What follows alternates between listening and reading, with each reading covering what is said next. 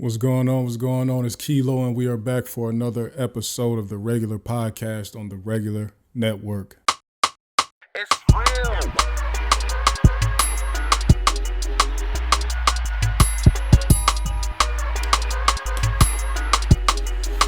All right, y'all. What's up with it? What's going on, man? Another week down. Another good week down. It's always a good week if you make it to the next week. All right, so you know. How y'all feeling? How y'all doing? I've been cool, working all week.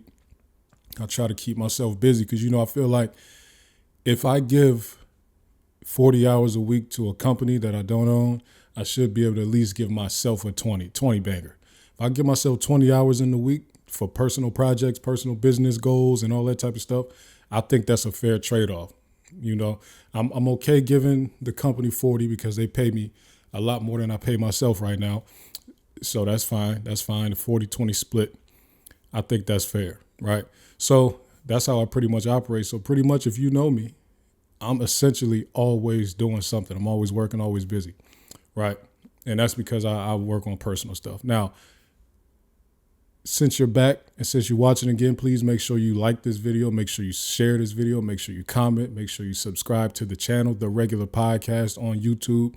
Make sure you follow the Instagram page at The Regular Network, and just stay tuned, man. Make sure you hit the little notification bell when you subscribe to YouTube because you want to get alerts every time we release a new podcast episode or every time we release a clip, which we try to do every day. I try to release a clip every single day on this YouTube channel. That is not an easy task for a brand new, for like a small operation, a low budget operation. I'm gonna call it low budget, but I'll say a small operation. It's not easy to just crank out content every day. So, hopefully the YouTube algorithm continues to be graceful with me and put me in front of people and suggest the videos and all that good stuff so we can keep on growing. Right. So one of the bigger news items this week is related to Yo Gotti's older brother being murdered in Memphis. Right. And I don't want to get too much into it, but that's what this conversation will be related to, right? So Yo Gotti's brother was murdered outside of his uncle's repast. So after a funeral, people, they do like a reception or a repast or whatever, where family come together, they eat and all that good stuff. And the brother, Yo Gotti's brother, and I'm sorry I don't remember his name off the top, because the topic is so much not about him specifically that I didn't even really do research on him specifically, because I really want to talk about how do we get to the point of where it's one thing where in the streets and when people are in poverty and all that good stuff, you have beef, you run into people, you're just angry with life. So it's much easier for you to ignite something that doesn't need to be ignited. You get into fights, fights might turn deadly from shootings or stabbings or any different type of things, right? Because for the most part, you're just angry with life, right? You don't like the way things are going for you. But then as we look at what's going on in Memphis right now, and of course it's all speculation because I'm not in Memphis, and this is just what's going on the internet and online and stuff we see was being said. But we see two camps come out of Memphis, become very successful, making many millions of dollars, right? And they get into essentially a workplace beef, a workplace quarrel, right? Because they're peers in the industry. They're out of the same city. They were traveling in and out of the same cities, New York, LA, Miami, Atlanta. These people are everywhere in the same places as each other, and they both make this similar type of music. And somehow a music quarrel becomes one of the most deadly beefs in Memphis history. Definitely the most deadly beef in rap history, right? A lot of us have heard about the bigger named associations that have been killed, but now this is according to people from in that city and around that follow this stuff every day. Many, many people have been killed because of this back and forth between millionaires. Like this, so we get to the point where it's almost at the point, and I won't even say almost because people have lost their lives, but it's for sure at the point where there's no turning back. All of us outsiders looking in, to say, I wish this would stop. I wish, it wouldn't have to go like this, or I wish y'all would make up, find common ground, a truce, peace, ceasefire, all that. But if you're in the middle of it and it's your family member being killed, nobody wants to be the person or the side of a, I don't even know what to call this, side of a beef. Nobody wants to be on the side that loses the last person. You see what I'm saying? So pretty much what I'm saying is whoever lost the last person is going to want some get back, retribution. They want to up what they call up the skull. You know what I'm saying? They want to get back. So outsiders, we really don't have a bunch of influence. Nothing really we could do. We can't just peace march. We can't post positivity about their city. We can't post positive things about the person who passed away. None of that is going to make the people that's actually in it stop doing what it's gone too far now. These are the type of things that start 20, 30, 40-year wars in gang areas. When you see stuff like, oh, why these people in Chicago beefing like this? Why these people in New York beefing like this? Why these people in California, LA beefing like this? It's because of stuff that happened in the 70s and 80s. The younger people have no idea what started to be. A lot of times be over there and argued about some girl back in the 70s. Somebody got stabbed, and now there's 50 years worth of killings because somebody got stabbed over a girl in 1979. That's how this stuff, and that's what's shaping up to go on in Memphis right now, because who's going to stop it now? Both sides have plenty of money to fund what's going on. You know what I'm saying? Even if some people might think, oh, this person has more money than that. That really don't help. That don't mean nothing. You don't need to have the most money. You just need to have money to fund what's going on. And both sides do. And that's the biggest problem, because most of the people that'll be killed will be poor people. Most of the people that'll be killed won't be the names that we're gonna see on the news and headlines, national news and all that. Most of them will be people we never heard of and probably won't even hear about when they do get killed. That's the worst part about it. Millionaires using their money and resources to have poor people killed in a city that they don't even stay in no more. And even if they did stay, it don't even matter if you still live there. Using your resources that you try so hard to get so you can get away from that scenario, those situations, using those resources to now cause hectic and mayhem in your hometown is not cool at all. But I wanted to talk about something like, so we hear people talk about generational wealth all the time, right? And I do want to be specific, because I hear some people like, yo, 100,000, that ain't no money. 500,000 ain't no money. $1 million ain't no real money. 10 million, I could be comfortable with 10 million or more or whatever. People talk about this like generational wealth has like a number on it, right? There's no number on generational wealth. Any assets. So generational wealth is essentially any assets you could pass on. Any asset, any cash assets, any real estate assets, any type of portfolio that has value, anything you can pass on that has a monetary value attached to it, anything you could pass on to the next generation is considered generational wealth. By definition, that's not me making that up. So somebody that comes in the rap industry and they get to the point where they're worth 30, 40, 50 to 100 million, whatever, you would think, just because of, conversation, you would think, oh, this is generational wealth. They should never have to do X, Y, Z again. But if you get to that point and then you end up having to fund a war in your hometown, or you end up catching some type of gang leader case because now you have funded a war and now somebody's telling on you now, you could lose all of that money that on paper should be considered generational wealth. You could lose it. So what is it worth it, right? Was it not worth it to say, okay, he made a song about my baby mom. He made not a diss about my baby mom. He made a diss about me, telling me how he smashed my baby mom. Is that worth a gang war and potentially losing out on everything you work for? I'm not talking about your brother getting killed. I'm talking about the original issue in this whole situation. Was it worth it to have any type of animosity that could lead to a murder for somebody that made a song about smashing your baby mom? This is not really even for the people that's involved in this now, because this has gone too far in Memphis. There's nothing they can do now. It is what it is for them. But for other people coming up, though, you got to make that, because a lot of these rappers just take it like, if you diss me, when I see you, I'm going to try to do something to you.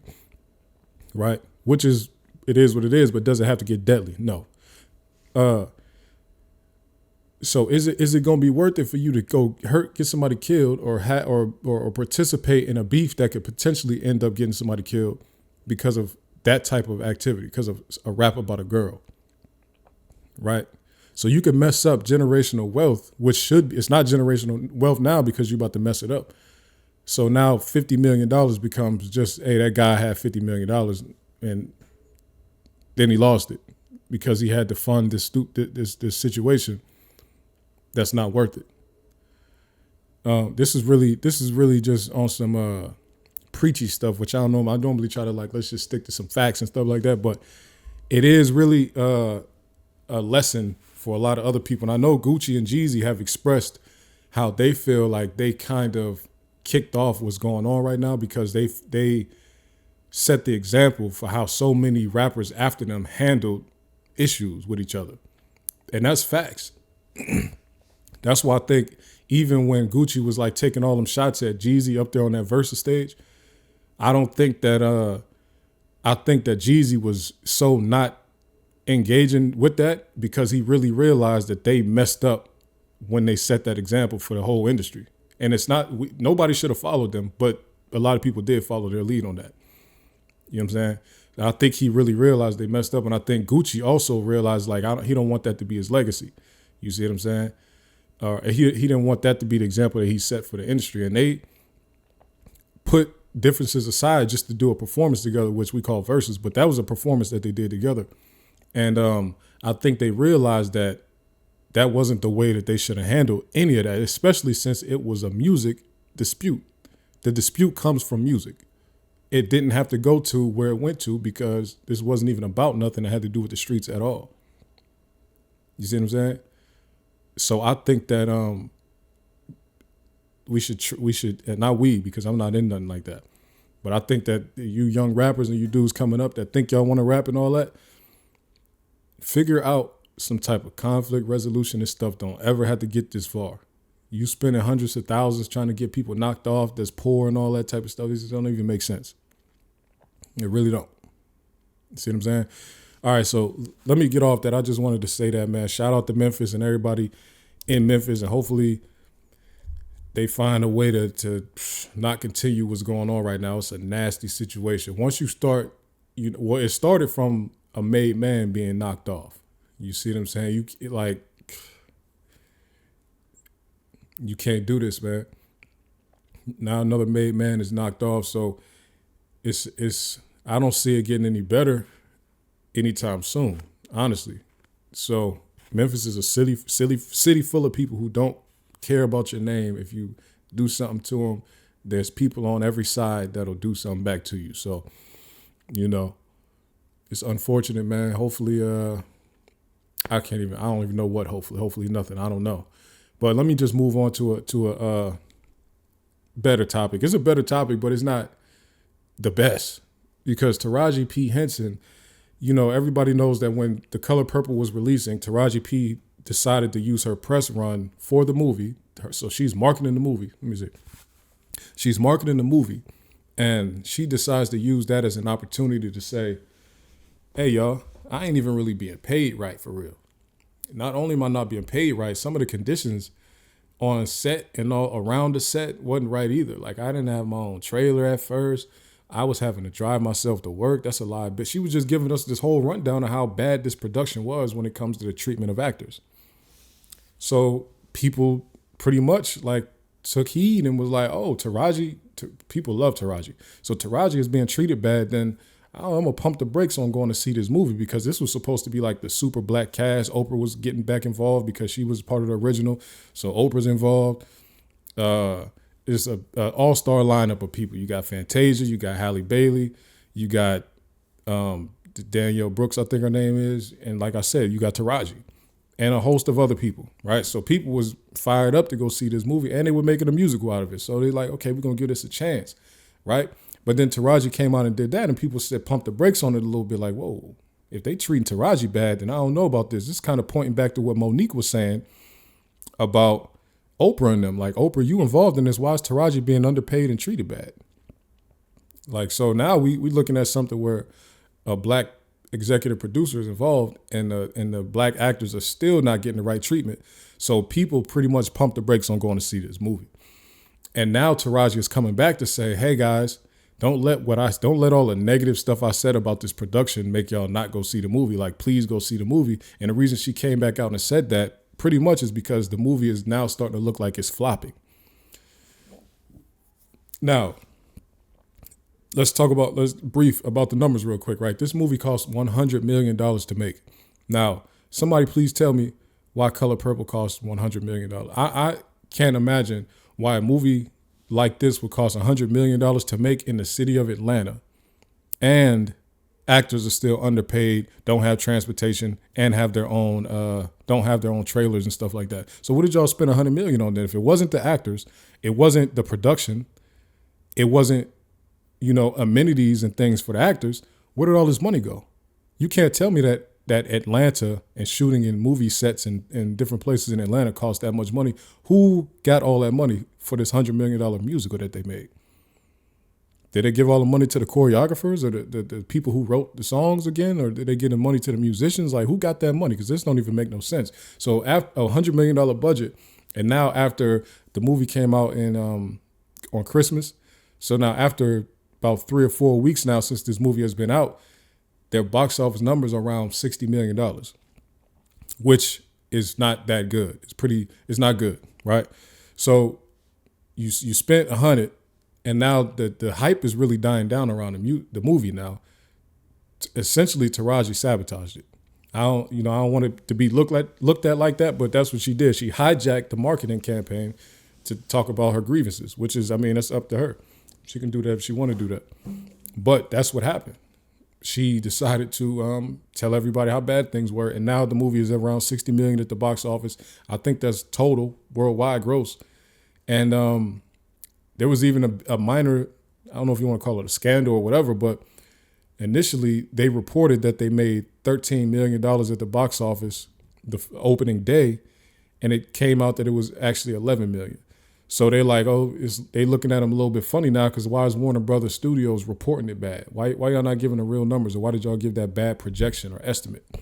So it's unfortunate. I want to know, honestly though, of all of the black movies and black producers and creators that say they wanted a big budget for a film and studios turned them down and all this other stuff, what made them say, let's do $100 million Color Purple remake musical?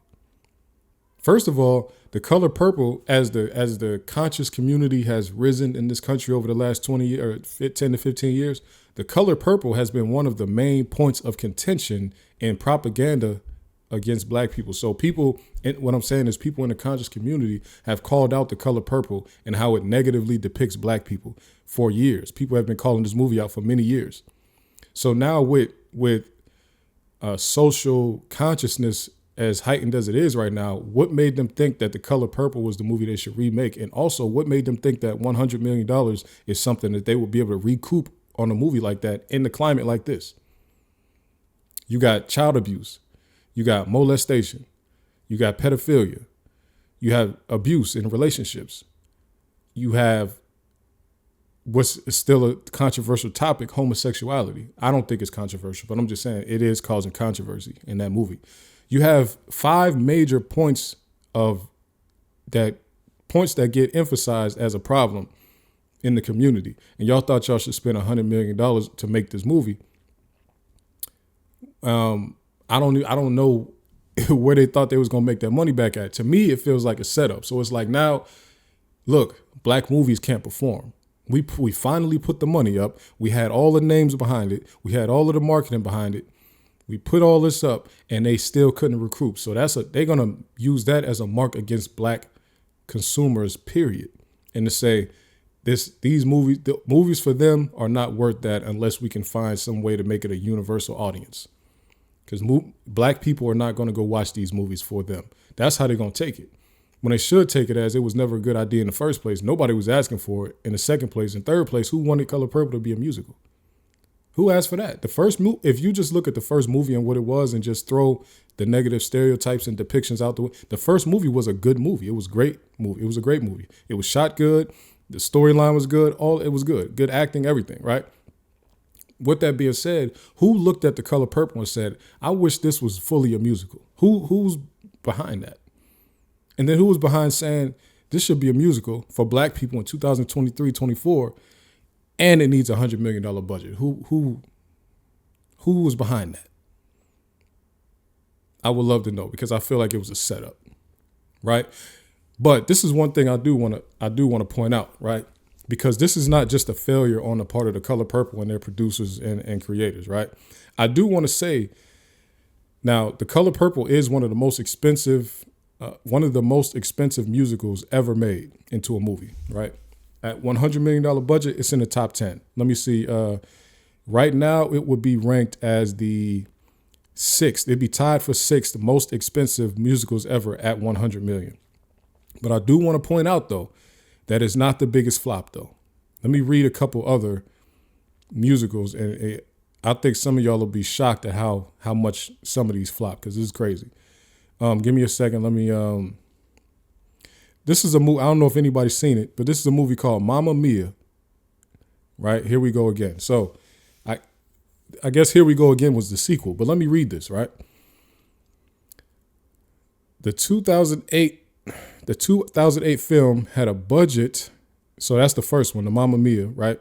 The 2008 film had a budget of $52 million and had a total gross earning of around $6 million at the box office, right?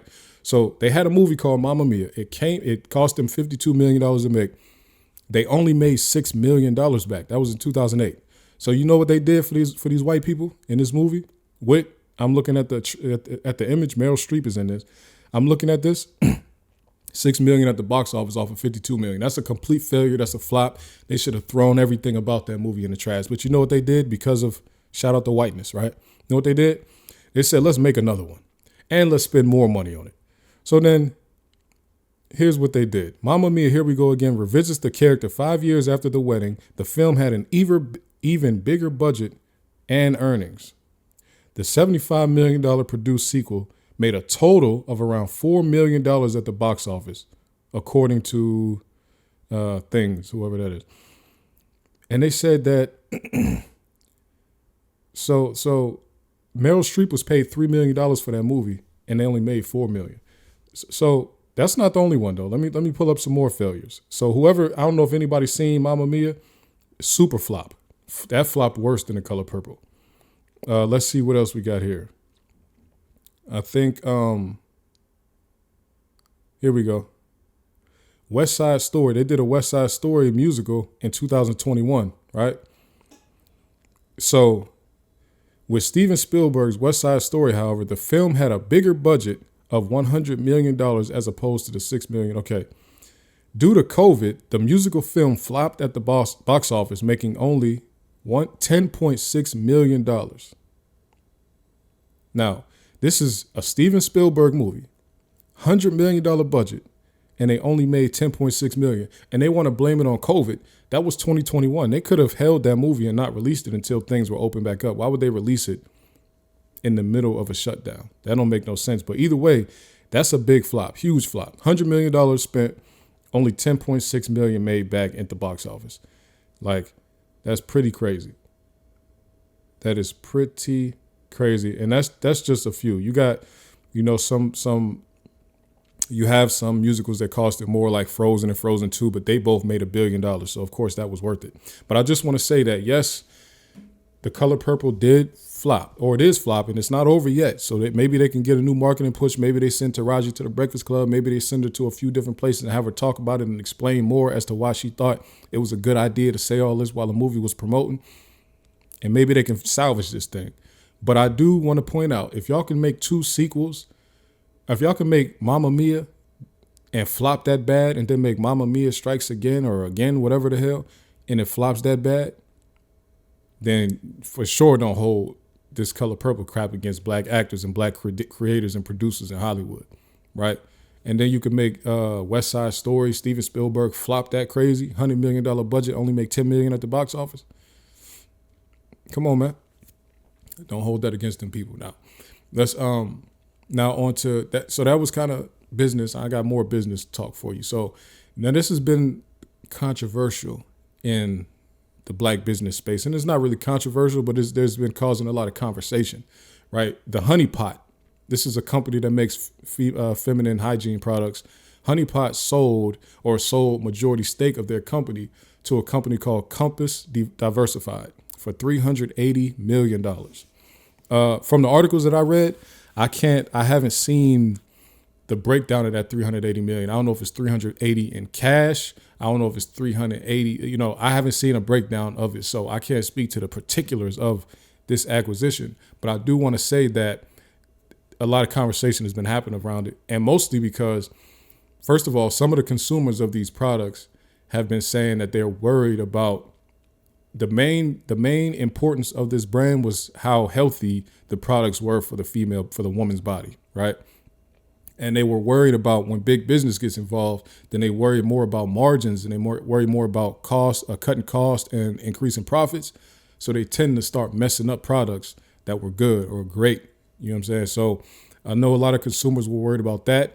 Then you have people like me. I'm not a consumer of that specific product, but a lot of times I ask founders, especially when they start extremely successful businesses, black founders, like, can we please hold on to these businesses? Because a lot of these companies' entire marketing push, which I won't specifically say that's to Honey Pot because they use the healthy products as their marketing push. But a lot of these companies' whole marketing campaign was around, hey, we're a black company. Come buy black. Our products are good. Buy black, buy black, buy black.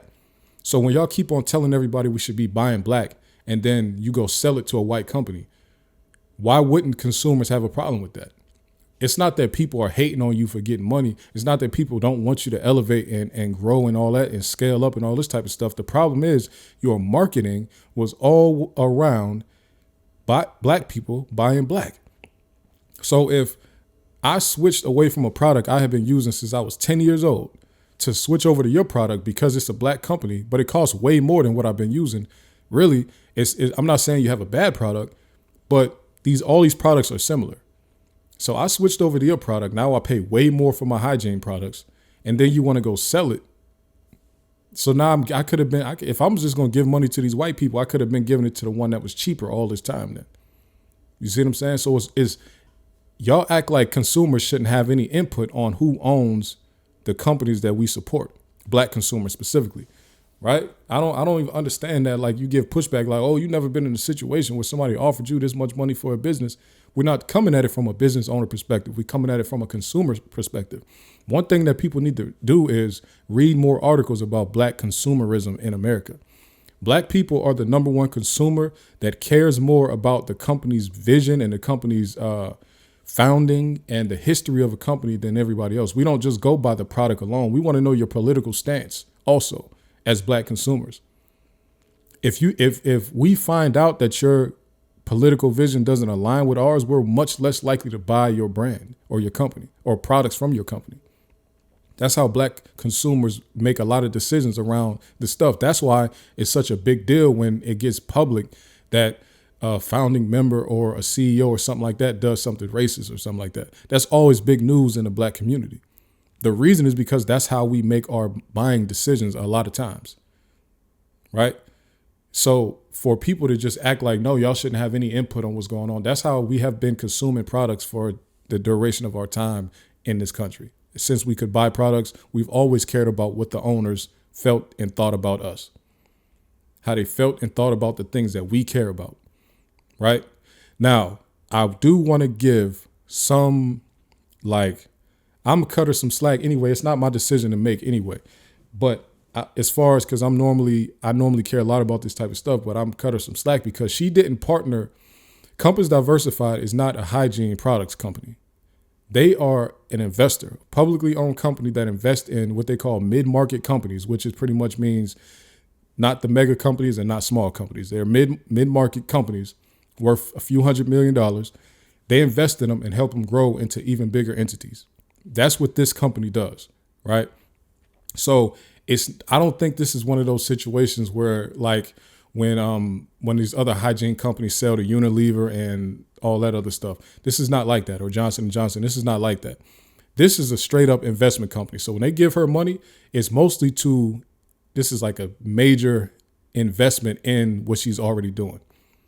This company doesn't even have infrastructure in hygiene to say, hey, we're going to come in and change everything.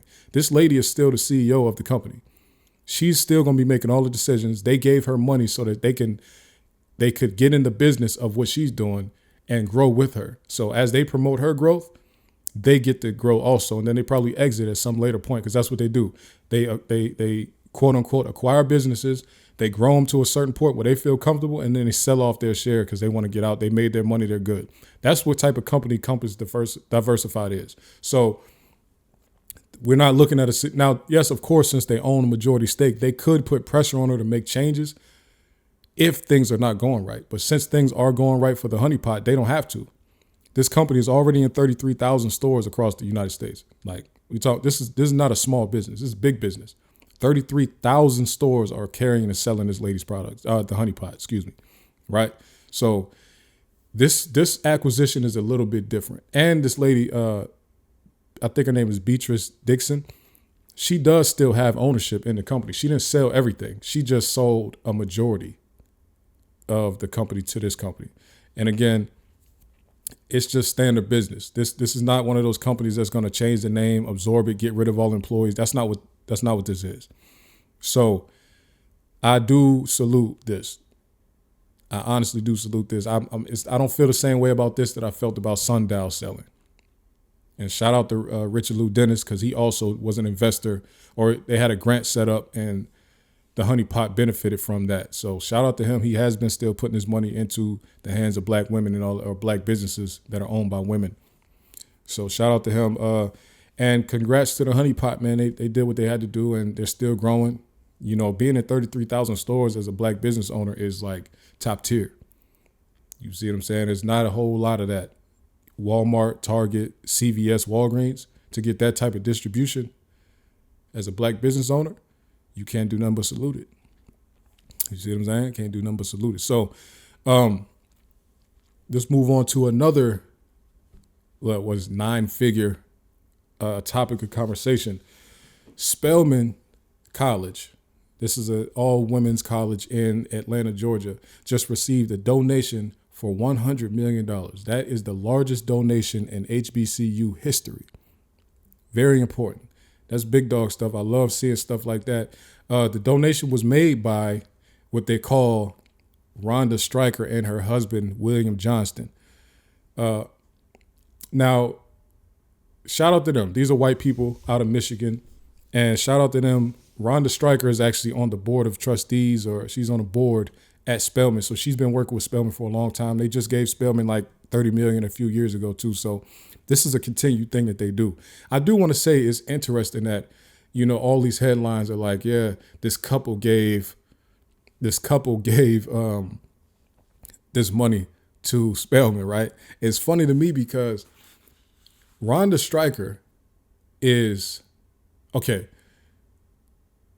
this couple thing, that man doesn't have the money to make these donations. Let's just put it like that, right? She's like the cash cow. This man has been able to do what he had to do as a man to support his woman and jump on what she had going on. This woman is worth $7.4 billion. This man is worth, still rich, $17 million. You understand what I'm saying? Like the orders of magnitude. He couldn't afford to give the type of donations that Rhonda Stryker is giving out would deplete all of his assets and resources. Okay, so she's giving this money away, like 30 million here, 100 million there, 100 million here. This is the type of people she come from. Rhonda Stryker is the granddaughter of Homer Stryker. Homer Stryker started the medical technology company Stryker Corporation almost 100 years, 80 years ago, right? It didn't have that name at first, but they changed it to Stryker Corporation, right? So she's an heiress to a mega company. The company is worth like $190 billion. Like this is a Fortune 500 company, and she's part of it. She's on the board there too. She's worth $7 billion. Her sister is worth $3 billion. Her brother's worth $4 billion. Like that's who these people are. Shout out to William Johnston. You do your thing. You make $4 million a year. That's great money. That's amazing money. Doing your thing that you do over at Greenleaf Capital or Wealth Management. You know, you do your thing, right? You doing some construction projects. All good. Shout out to you, my man. Well, that money is coming from Ron the Strikers, people. Let's be real here. $100 million. They just gave $100 million to another school to build a medical school at Western Michigan. Like, she's giving out. She has money to just give out like that because she's a mega. She's billion, 7 billion up. Some estimate, Fortune, I think. So that's the Forbes estimate. I think Fortune had her at 9 billion. You see what I'm saying? She's a mogul. She's a business mogul. She's been on the board at, I think they said she's been on the Spelman board since 97 or something like that. So this lady, Spelman, like, so it's crazy? It makes sense how Spelman has been able to keep that prestige through all of these years of HBCUs struggling to just do everything. HBCUs have been struggling with funding and all this. So I didn't know they had a billionaire like that on their board all this time. You know what I'm saying? Shout out to them, man. You know, Spelman has been the jewel of white women in philanthropy for many years. You know, that's how they got their name. They decided to name the school after one of their donors from 100 years ago. I forget her, John Rockefeller's wife. I can't think of her first name, but her maiden name is Spelman. And she comes from a rich family, just like the Rockefellers are rich. Like, the Spelman family is a rich family also. So they named it after this white woman, but it's because of the money that she and her husband, John D. Rockefeller, were given to the school. And now this might be some wild conspiracy theories. I was reading a lot of, like, I went down a rabbit hole about John Rockefeller and his wife, Miss Spelman, right? There's theories deep in the rabbit hole that say that Spelman lady was actually a black woman passing as white. Like, they say she was actually, as a kid, like, her real parents, whatever happened to them, she was raised by the Spelman family. They changed her name and all that type of stuff. But by blood, I don't think she was a Spelman. Now, like I said, I was in a deep rabbit hole. They saying that she was a black baby, but she was so light that she could pass for white. So she got adopted by this white family, and they raised her up and she was just a Spelman. And then that's why she was so hardcore about her philanthropy to black people. Like, I don't know if this is facts. I'm just telling you, I was deep in the reading of this story, and that's what I found. There's people that think that she was black. Okay? I don't know if it's true. I'm just telling you. I've seen it. I've read it. I'm just giving y'all what I read. So anyway, shout out to Spelman for getting that money. Shout out to Rhonda Stryker. Shout out to the Stryker Corporation. Shout out to Rhonda and William Johnston's, philanthropy that they do. They give out a lot of money. I'm saying they in quotations because that's her money. You know what I'm saying? Hey, man, if you can get with a person that's part of a family like that, man or woman, make that move, man. A lot of people just look at women like they want to marry in the money. Men want to marry in the money too. You understand? Nobody want to be with a woman that don't have no type of, I'm not to say nobody, but it would be extremely beneficial if you could find a woman spouse that comes from that type of legacy. Because not only just the money part of it, you're about to get into a situation where you're about to learn so much about business that this information you'll never find on the internet. This is information you won't find anywhere except in those family meetings. You see what I'm saying? So shout out to him for doing a Euro step into that family's legacy. You know what I'm saying? Now it's the billionaire couple that's giving out $100 million. It's not a billionaire couple. That's a billionaire with her husband giving out $100 million. But, shout out to them. I'm not going to knock them. Sound like I'm hating, honestly, but I'm really not. I'm just saying that, that's her money. It's all good. It's all good. Speaking of her money, let's talk about Jay-Z. I'm not really going to talk about Jay-Z, but I think that Jay-Z left Easter eggs for his fans. And I'm a Jay-Z fan. Jay-Z been my favorite rapper since I was like 8 years old or 8 or 9, something like that, right? And Jay-Z, he gives little sprinkles, little Easter eggs, right? To deeper, as Joe Budden and his team, or the original JBP cast would say, BP boys would say, deeper, darker criminal link, right? So Hov said on what they're going to do, part 2, back in like '02, this Blueprint 2 album, he said get my sound scan, BDS, and marketing plan in it. Okay, I'm going to tell you why that's important in a minute. He said, get my sound scan, BDS, and marketing plan in it. The song is completely unrelated to that line right there, but that line jumps out to me. If y'all ever seen how people who just can see numbers and see it, like, that's me. Lines like that, I extract them and just hold them in my brain for the rest of my life. So that just stood out to me. And then fast forward almost 20 years on Meek Mill's song, What's Free? Jay-Z comes through and say, I ain't got $1 billion streams, got $1 billion. Inflating numbers like we supposed to be happy about this. We were praising Billboard, but we were young. Now I look at Billboard like, is you dumb? That was a line also stuck out to me. It just froze in my brain. Like it just came up here. This sound scan, BDS, and marketing plan. Hove with the whole CEO's mind, that marketing plan was me. Like all of these things just hover in my mind, and I don't know what to do. Like I was a kid when most of these songs come out. I was a kid, but some of these lines just always just floated around in my head, like just randomly. I don't know. It's just in my head. So then I get this idea one day to say, why do people just put so much importance on Billboard? Like Billboard is just like a magazine, like it's a media company. People look at it like it's a music reporting company, but it's a media company. They have narratives, they have opinions, they shape their opinion based on their biases, just like everybody else. But people look at these Billboard lists as if this is just the facts. Like this was the biggest song in the country at this time because Billboard put this out. And that goes to Jay-Z's line. Now I look at Billboard like, is you dumb? Because now he's at the point in his career where he wants to talk about like that's not real.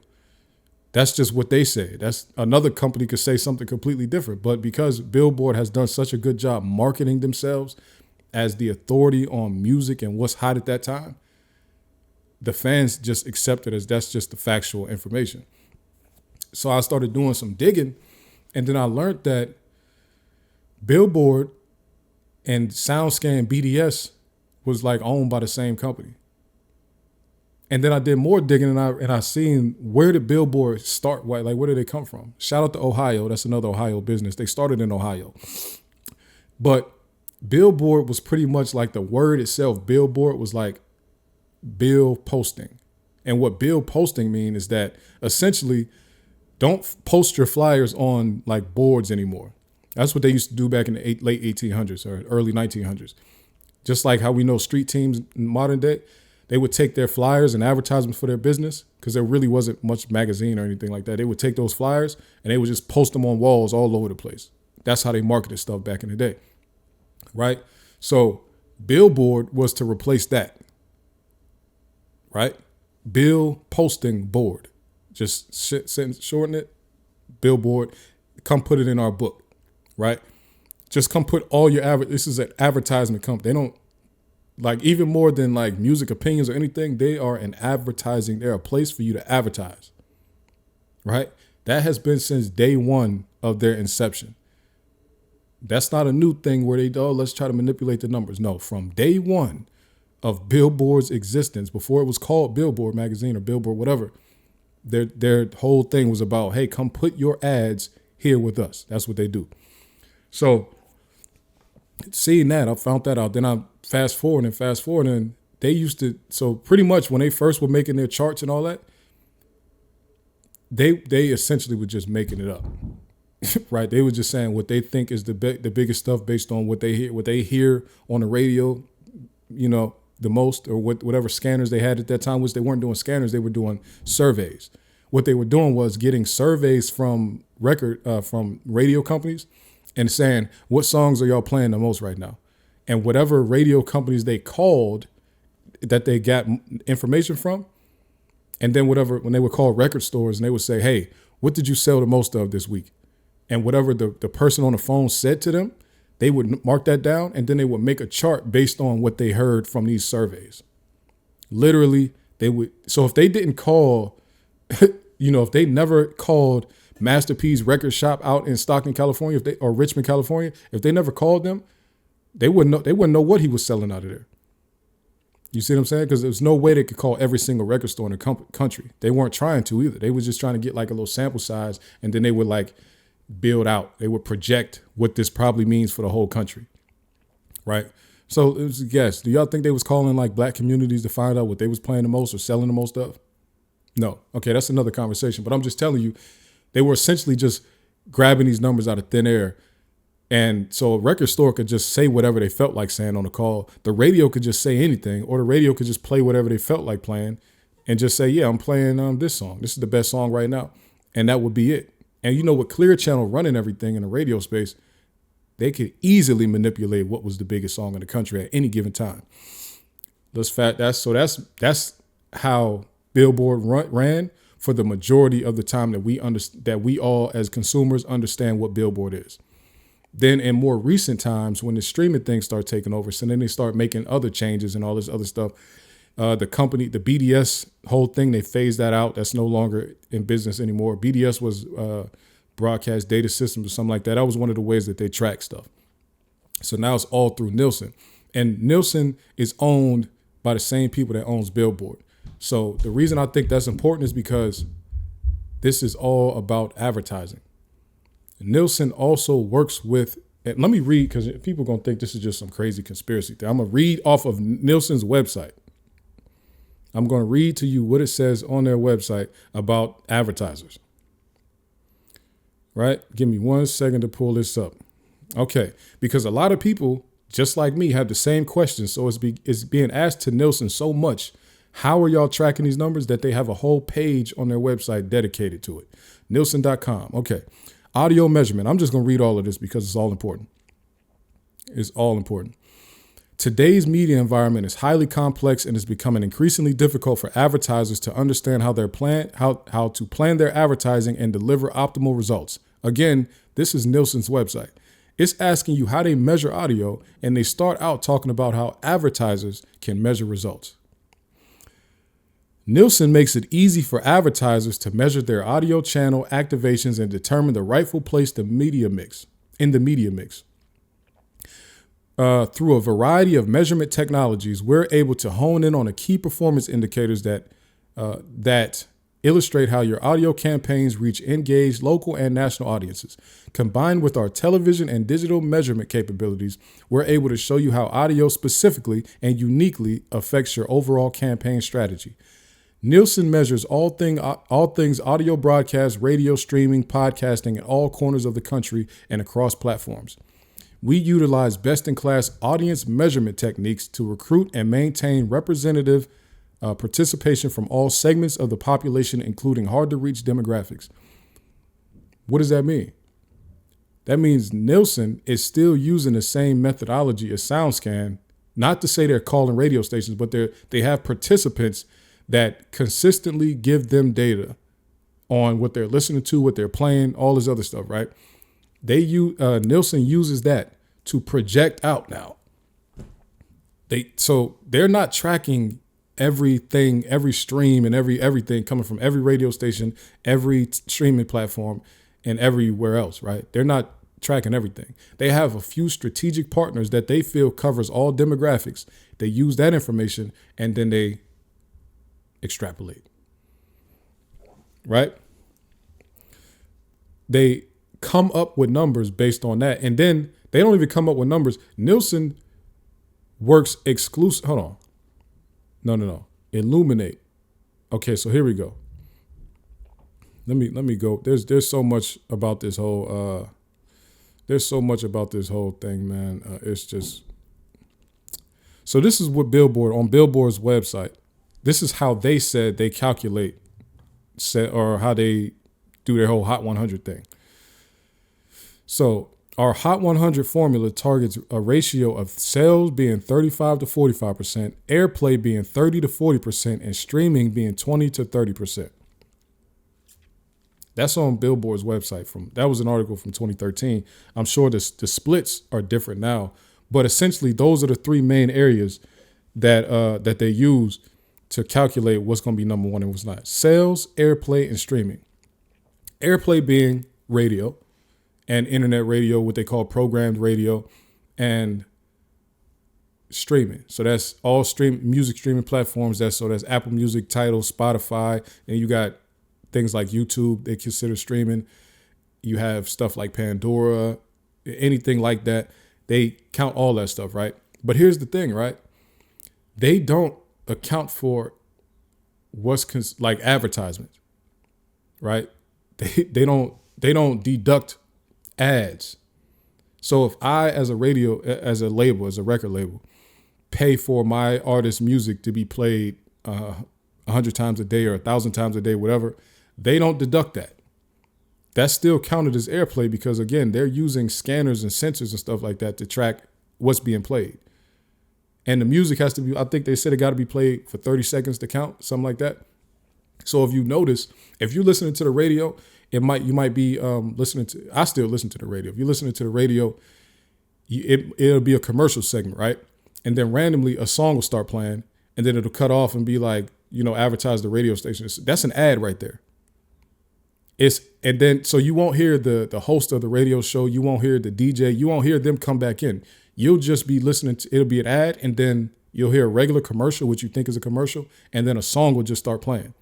And then it'll go back to another ad after that. That song that's being played is an advertisement right there. But it counts for this scanning that Billboard is doing. It counts for that. You see what I'm saying? So that goes back to the SoundScan, BDS, and marketing plan in it, right? From Jay-Z. He was telling us right then, I knew how to use my money to make those things part. Our marketing plan involves paying for that stuff. SoundScan, BDS, our marketing plan goes to manipulating that. And when he said, I ain't got a big inflating numbers like we supposed to be happy about this. Meaning I can boost up the numbers to get what I want out of these charts and lists because I know that the return is going to be XYZ because this is what the fans think is good. This is what the fans think is cool. This is what the fans think is hot. I can use my money to put ads out and my ads will be just the song playing on a radio station. That's the ad right there. That's why if you paid attention, you always heard rappers say stuff about, I'm waiting for the label to push the button. The label pushed the button and the floodgates open. That's what they mean by that. Push the button means pay for an ad. Pay for that national radio run. That's what that means. That's what they're trying to say. That's what some people, when they get mad and they go on these rants, that's what they say in these rants. But Hov put it in the music for us to just listen to it and say. But if you do the research, you see that these reporting companies, this is all about advertising. This is not about accurately reporting how much music is being sold or consumed by consumers. This is for Billboard and Nielsen. Their whole thing is around how can we help advertisers better understand the audience and better spend their money advertising to these audiences. They're not just freely giving that information out. You have to be a subscriber, and it costs a lot of money to subscribe to get weekly or daily updates from Nielsen. It costs a whole lot of money. So somebody like me, I wouldn't be able to afford that. You see what I'm saying? This is stuff that radio stations and labels and big media companies, they pay for that because they want their ratings. They want to understand their ratings. They want to understand who's doing what. Man, I'm so all over the place with it because this Billboard thing has a long, complex history with this. You see what I'm saying? There's a lot of moving parts. This company has been bought and sold. They've been doing mergers. It's just crazy, right? There's a lot going on with this. I'm really saying I want people to go research it. Honestly, you go research it. Y'all go look this up because it's a lot of craziness going on with this whole thing. This whole thing is just wild, right? And I was probably mixing some things up because I'm trying to talk too fast. I just read it. I just read all type of stuff on this. Illuminate, the data company that does all of the scanning and everything for Billboard. They took over they got rid of BDS. They're the ones doing all the reporting now and all the tracking and stuff like that now, right? Nielsen is doing what they're doing and they all work together. Okay. They all work together. It's a bunch of foolishness going on. But one thing that you keep in mind, those Billboard charts are much more closely aligned with what record labels are spending money versus what record labels are not. It's much more closely aligned with marketing budgets than it is with what music is actually good or hot at that time. Right?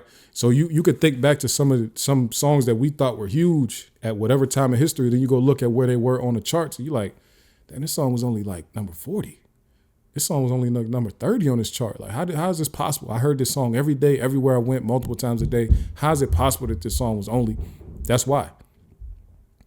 Because this stuff wasn't it wasn't paid advertisement, so it wasn't gonna get boosted up like that.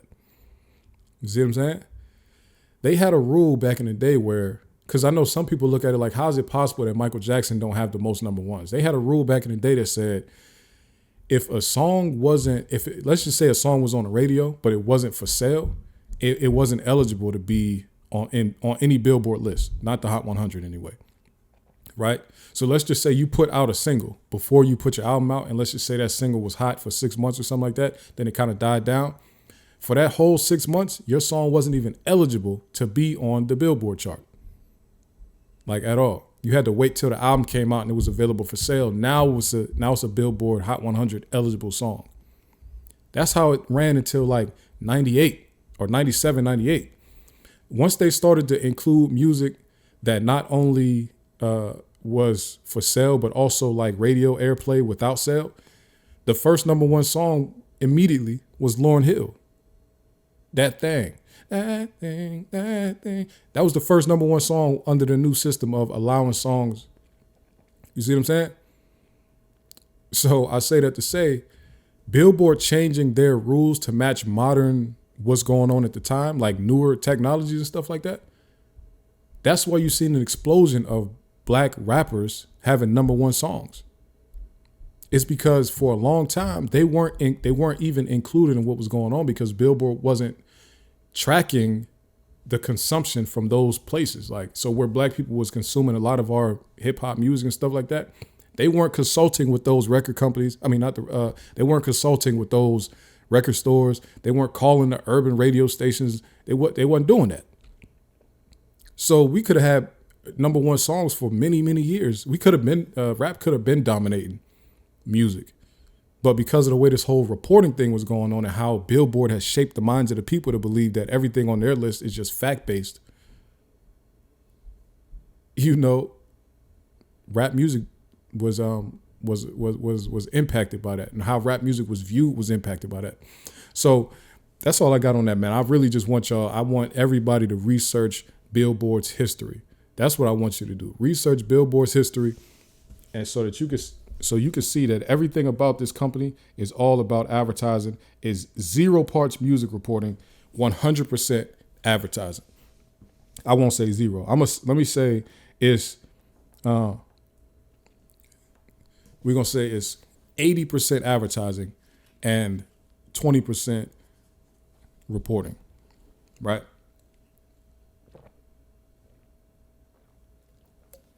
Excuse me. I had y'all see I restocked the fridge with the Powerade. You know, so I love Blue Powerade. That's my joint. I said I wasn't really gonna do too much product discussion on here, but I mean it's right here next to me, so you can see it. Powerade, get with me, man. Let's advertise on a regular podcast. I will let you know though that some of the stuff I talk about, some people consider it controversial. And I don't think it's controversial. I just think I'm just talking to black people because I think that a lot of people in media are trying to hide things from black people. I think a lot of people are lying about and to black people about a lot of different things. So that's my job, is to try to read something, interpret it, and then I go do the deep dive and I get into the text and the minutia, and then I figure out there's some lying going on. Then I come back here and I talk about it. So something that's breaking right now. Chris Stokes' wife is out and she's ready to tell her story. Do y'all mind if I read her post on Instagram? She must have me blocked on Instagram or something, because I tried to look up her page to verify that she really put this. I couldn't even find her name at all. So either she deactivated her account after she posted that, or she blocked me. I have no idea why a woman like that will block me. I've never even heard of her before like 3 hours ago. I didn't even know Chris Stokes was married all this time. You know what I'm saying? So the fact that I'm blocked is beyond me. Okay. But anyway, let me read this post that she put up. And she was serious because she also posted it on her Facebook page. She was dead serious about this. She said, so she posted a picture of Chris Stokes, and then in the caption it says, I married him in 2004, just days before I gave birth to my fourth child. He has faced accusations of sexual acts that I know to be true, but parties are unwilling to come forward and confirm them. I can confirm that he committed these acts, and it begins with acknowledging that I didn't want to accept I married a perpetrator of such crimes. Now it's time for me to liberate my spirit and open up about it. For the past 2.5 years, I've dedicated my time to self-improvement, working on my mental, physical, and emotional well-being, often in solitude. At this point, my heart's desire is for every victim, including myself, to heal and live long, healthy, productive lives. I seek justice. Hashtag Chris Stokes. Hashtag Marcus Houston. Hashtag accusations. Hashtag truth. Hashtag reality. Now, ma'am, let's get real quick. One quick point.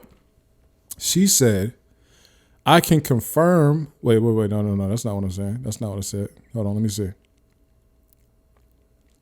He has faced accusations of sexual acts that I know to be true, but parties are unwilling to come forward and confirm them. Ma'am, do you know that the accusations was from people that were coming forward and confirming them? What do you mean? Raz B has been screaming about this for the last 15 years publicly, and everybody has reacted to it. Like, what? Has she been locked in the closet? And that's not to make light of whatever it is that you're going through right now, man, but you're not the first person to say this.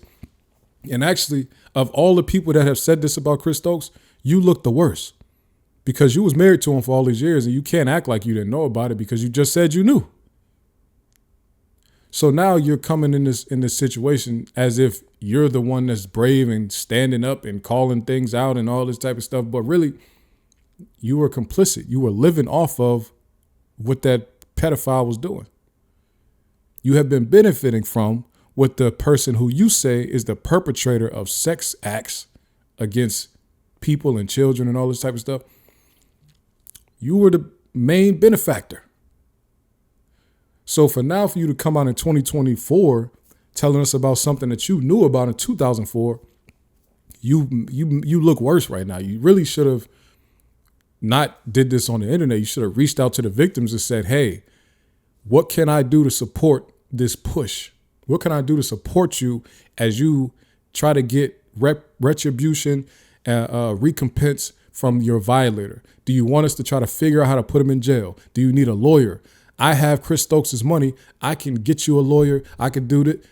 That's what you should have been doing.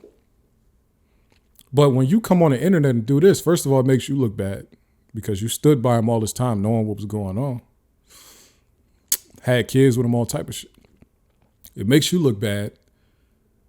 And it does not, you don't look like the person that's supporting victims. You look like somebody that stood by the perpetrator for all these years. The victims probably hate you too. If we being real, the victims probably hate you too, because as they were coming in and out of that house and whatever was going on, they probably were walking past you. You knew what was going on and you weren't saying anything to stand up for them kids. So I don't not to say I don't get what she's doing. I get what she's doing. She clearly is mad at dude, and she probably tried to shake him down, say, hey, give me some money or I'm gonna expose you. And now he probably told her, get the F out of here. And now she put up an Instagram post and a Facebook post. I believe what she's saying to be true. I just don't understand why she thinks it makes her look like some type of advocate for what was going on to those people. You look like the devil's wife. If he's the devil in some people's life, they're going to look at you the same as him, really. Honestly, not to say that you were an abuser as he was, but you for sure supported one. So I don't understand this. And this is not just her. A lot of people have been coming out, especially since the Diddy thing. But every time, like R. Kelly too, every time when somebody else jumps out there first, now there's a bunch of other people that worked directly with that person coming out talking about, yeah, man, I seen it too. I was there. I seen it all. Y'all don't know how terrible that makes you look. You was there. You seen it all of this person that you worked for and benefited from abusing kids, and you didn't do or say anything. And let you tell it, nah, I told him it was wrong. Now, did you beat him up? Did you at least pinch a bit? Did you leave? Did you quit the job? Or did you just stay working there until you got fired eventually or until something else happened? Because y'all making yourself look even worse by coming back saying 20 years later talking about how you was there and you seen it all. And yep, I can vouch for it. That person is telling the truth. Yep, Cassie is telling the truth. Yep, Andrea Kelly is telling the truth. Yep, Raz B is telling the truth. Yeah, I seen it. You look terrible saying that. I could never be in a situation where I'm with somebody that's close to me. I see them doing some of these heinous acts to kids or adults or whatever. And you're not going to see me with them again. First of all, because we probably going to fight right there, or it could be worse than that. It's going to happen right there, and they're going to never want to be around me again because of what I do to them. So you can't tell me that, yeah, I was there when he, I helped carry this. Listen, if you were there in the room or guarding the door while this person was doing that, or if you was down the hall while this person was doing that and you knew about it, you can never have the moral high ground here in this situation. You're not doing anything but exposing yourself when you expose these stories. And I'm not saying you shouldn't expose them. You should expose them. Expose it all. And just understand that you don't deserve any grace in this situation either. You're exposing yourself too. You see what I'm saying? Somebody might give you grace. It won't be me. You understand? I'm on you just like you. You can't come out and tell a story about how you seen a pedophile do some pedophile shit and then you just didn't do nothing to him. You know what I'm saying? If you were scared of them, okay, I understand that. Okay, say, all right, I was scared to do anything from him. So I never spoke to him again. I never went around him again. That's never y'all's story though. Y'all story is also, I seen something going on and I saw it for years. So you care more about your punk ass livelihood than you care about them kids. So don't come out later talking about how, oh yeah, I seen it. He was worse. He was the devil. He was all these negative things. You are too. That's called selling out. Selling your soul ain't only doing gay sex acts in Hollywood or putting a dress on and all that. Selling your soul is also you standing by while a kid is being molested and you doing nothing because you care more about the money that you're getting. That's selling your soul also. You see what I'm saying? Everybody that some people that sell their soul, it's about the information that they have. So you sat by while Chris Stokes was doing this to boys and you thought it was wrong, but you did nothing and you didn't even leave. Sold your soul. You don't get to come out later with the expose acting like, hey guys, it's time for truth. It's time for reconciliation. And then you tagging Marcus Houston. Marcus Houston was a supposed victim. So why you tagging that man? Like you antagonizing the victims. By tagging victims, you're antagonizing the victims. You know what I'm saying? Man, like I said, I'm all for truth and exposing these people. You need to be supporting the victims. You need to be reaching out to the victims, making phone calls to say, how can I help you? What can I do? I knew what position I played in this situation. I was wrong. I was just too consumed with my lifestyle. I couldn't figure out how to leave it. I was scared. Do that behind the scenes to them people, because to the public you look like you look crazy. You see what I'm saying? But to the public, you look crazy to me. I don't know what the public think about you, but to me you look like a fool. And I'm using polite words because I don't want to have to cut a bunch of curse words out later on and all that type of stuff. Because, we do still, you know what I'm saying? We want to make sure that the YouTube algorithm is kind to us. Because, when you have a topic and you talk about something controversial like molestation and pedophilia, YouTube already don't want to show that to nobody. But I think it's more than important. They should be showing that more. When we out here talking about exposing these people, they should promote that. They shouldn't hide it because it's a sensitive topic. They should promote it. Even more. But you know how that go, man. You got to play the algorithm game sometimes. So I'm not going. In my mind, I'm cursing these people out. Her name is what? I don't even know if this is a real name or if this is just a social media name because I can't pronounce it. Monier, what's her name? Monye Morton? Maybe Monye. Monye sounds a lot more like something.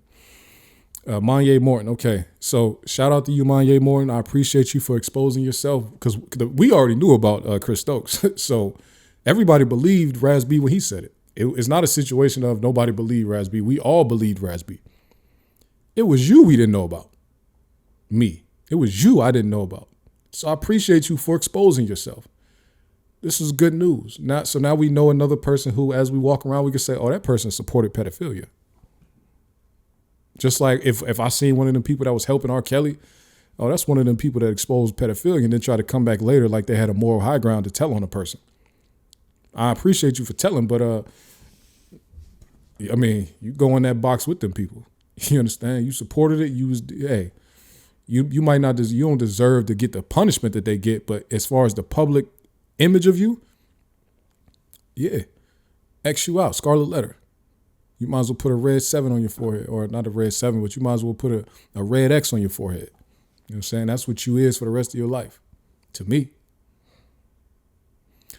I'm out of here, man. That's all I got for y'all. I appreciate the support. Make sure you like the video. Make sure you comment on the video. Make sure you subscribe to the channel. Make sure you share. Make sure you tell a friend to tell a friend. I'm out.